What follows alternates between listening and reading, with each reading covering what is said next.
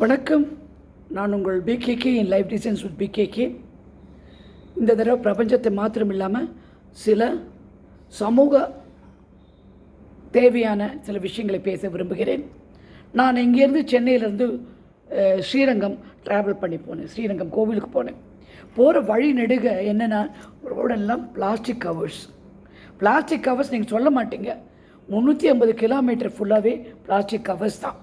Plastic cover, plastic paper, plastic குப்பை எல்லாம் okay எல்லாம் இருக்குது. அப்படி இருக்கும் பட்சத்தில் இதை நாம் கொஞ்சம் கவனித்து, நான் முன்னாடியே சொன்னேன் பிளாஸ்டிக் எரிக்கலாமான்னு சொல்லிவிட்டு லோக்கல் அந்த சுற்றுப்புற சூழல் அவங்கள்ட்ட கேட்டுட்டு முடிஞ்ச வரைக்கும் பிளாஸ்டிக்கை எரித்து முடிச்சிருங்க. ரொம்ப குப்பை போட்டிங்கன்னா இன்றைக்கி வயநாடு, 4 நாள் முன்னாடி இமயமலை இப்படின்னு சொல்லி எல்லா இடத்துலையும் வெள்ளம். ஏன்னா இயற்கையை நாம் நெந்திக்கிறோம். இயற்கையை நெந்திச்சா நமக்கு வாழ்க்கை வீணாக போயிடும், உயிர் சேதம் உண்டாக்கும், மனவேதனை வரும்.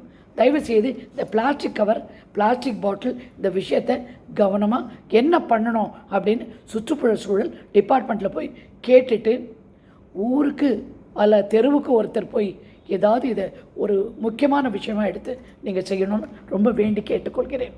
நமக்காக நம் குழந்தைகளின் நலத்துக்காக, நம்ம சமூகத்தின் நலத்துக்காக இதை நீங்கள் செய்யணும். இன்றைக்கு திரும்பவும் நான் பிரபஞ்சத்தை பற்றி பேசும்போது ரொம்ப முக்கியமான விஷயம். பிரபஞ்சத்தை பற்றி பேசும்போது என்ன அப்படின்னா, நாம் நம்பிக்கை இழக்கவே கூடாது. எந்த ஒரு சூழ்நிலையும் கடைசி நிமிஷத்தில் கூட. நான் தான் 4 நாள் முன்னாடி சொன்னேனே, ராத்திரி 10:30 மணிக்கு என் நண்பனுக்கு ஃபோன் பண்ணேன், 11 மணிக்கு ஃபோன் பண்ணேன், 11:25க்கு என்னுடைய ப்ராப்ளம் சால்வ் ஆச்சு. அந்த மாதிரி தான் நான் செஞ்சது ஒன்று தான். என்னெல்லாம் நீங்கள் நினைக்கிறீங்களோ, என்னெல்லாம் உங்களுக்கு தேவையோ அதை எழுத்து மூலமாக ஒரு பேஜ் எழுதுங்க. அந்த ஒரு கிரிட்டிக்கலான சிச்சுவேஷனில் அந்த ஒரு பேஜ் எழுதிட்டு பேசாமல் உட்காந்துட்டா ஆட்டோமேட்டிக்காக அது நடந்துடுது. எனக்கு நடக்குது, உங்களுக்கும் அதே மாதிரி நடக்கும். எனவே நம்பிக்கை இழக்காதீர்கள். இப்படி சொல்லி பார்ப்போமே, நான் என் மனதை, என் சிந்தனையை அழகாக கொண்டு செல்கிறேன். அதில் எல்லா விதமான அழகும், ஆற்றலும், சக்தியும் நிறைந்தது. நான் சவால்களை பற்றி கவலைப்படுவதில்லை. ஏனென்றால் பிரபஞ்சம் என்னுடன் எப்போதுமே இருக்கும். இன்று காலையில் என்னை நல்ல உடல்நிலையோடு எழுப்பிவிட்டதற்கு பிரபஞ்சத்துக்கு நன்றி. பிரபஞ்சத்தின் எல்லா ஆசீர்வாதங்களும் எனக்கு உண்டு, அதற்கு நன்றி. பிரபஞ்சம் என் வாழ்க்கையில் நான் படிக்கும் அத்தனை பாடத்திற்கும் நன்றி. எல்லா விதமான நல்ல சந்தர்ப்பங்கள் தரும் பிரபஞ்சத்திற்கு நன்றி. நான் ஏதாவது அறிந்தும் அறியாமலும் செய்த தவறுகளுக்கு மன்னிப்பை வேண்டுகிறேன். என்னை நல்வழியில் கொண்டு வந்து உணர செய்த பிரபஞ்சத்திற்கு நன்றி. என்னை எப்பொழுதுமே அரவணைத்து உங்களுடன் வைத்திருக்கும் இந்த பிரபஞ்சத்திற்கு நன்றி. பிரபஞ்சம் என் வாழ்க்கையில் என்னை நல்ல வழியில் நடத்தி, தவறான வழியில் செய்யும்போது திசை திருப்பி நேர்கொண்டு செலுத்தும் பிரபஞ்சத்துக்கு மிக்க மிக்க நன்றி. இந்த வார்த்தைகள் பேச வைத்தமைக்கு பிரபஞ்சத்திற்கு நன்றி.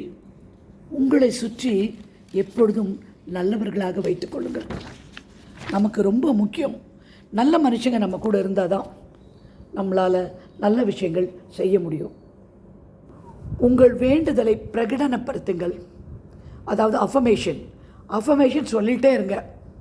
நடக்கும்போதும் நான் சொல்லிக்கேன்ல, ஒரு கால் எடுத்தவங்களுக்கு வாழ்க, இன்னொரு கால் எடுத்தப்போ வளமுடன், ஒரு கால் எடுத்தப்போ I am rich and happy, இன்னொரு கால் தான் பீஸ்ஃபுல் அண்ட் ஹெல்தி.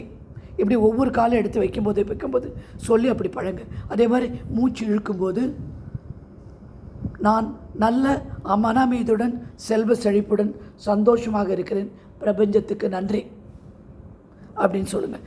ஒவ்வொரு மூச்சு இழுக்கும்போதும் இப்படி ப்ராக்டிஸ் பண்ணிகிட்டே வந்தால் நல்லதை தவிர உங்களுக்கு கெடுதல் நடக்க சான்ஸே கிடையாது. உங்களுடைய குழந்தைகளும் நீங்களும் மற்றும் எல்லோரும் நல்ல ஒரு நிலையில் வாழ என்னுடைய பிரார்த்தனை. இனி ஒரு செய்தியோடு உங்களை சந்திக்கிறேன்.